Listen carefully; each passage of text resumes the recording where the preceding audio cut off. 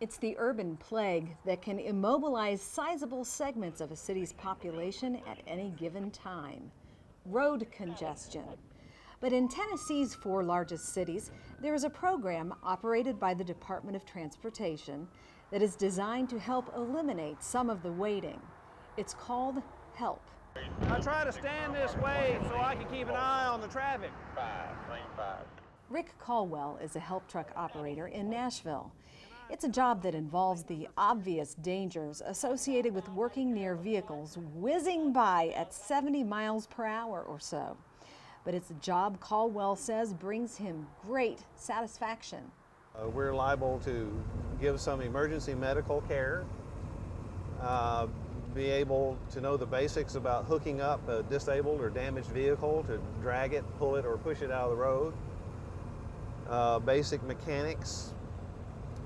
We change a lot of tires. This time, it's a single motorist needing assistance. Have you gotten hot enough for a drink of water yet? I'd love a drink of water, but I'm not dying. Okay, well hang on a second, I'll get you one. Everybody goes down the interstate.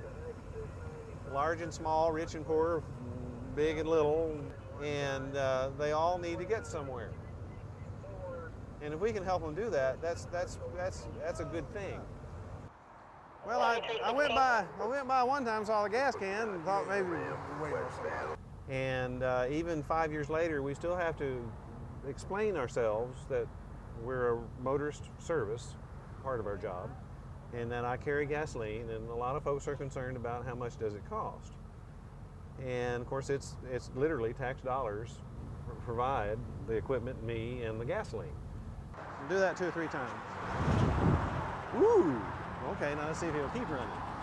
The family that was going to have to come here and slow down and get off the side of the interstate didn't have to come, and everybody's happy, and it didn't cost them anything. So yeah, that's kind of fun sometimes, even if it's one of the more simple services we provide. The locations of the help drivers are directed by operators inside the department's Transportation Management Center.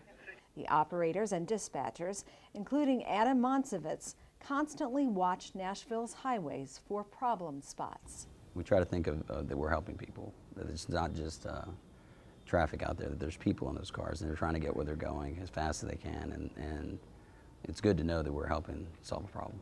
They then call help operators like Caldwell into action. Go ahead, sir. Did I understand you to say you were headed this way? I'm behind the ambulance, coming up the bridge to you. This time, it's a multi-vehicle accident that requires shutting down part of Interstate 40. Well, this is a classic example of response after a lane blockage injury crash, not severe, not life-threatening. In the meantime, another problem occurred in another area. So since I came on scene, I was able to relieve the first unit that arrived, and he has left and gone to another emergency response up on the north end of the county on I-65. So our goal is to keep the traffic moving. It's a proven fact that 20+% of crashes are called secondary crashes. They're caused by a problem up ahead on an interstate, a controlled access highway, and the backup eventually works its way around the curve, and somebody comes around the curve and sees all these cars parked in front of them. There's your second crash. So if we can clear whatever the problem is, we can prevent that second crash. That's our goal.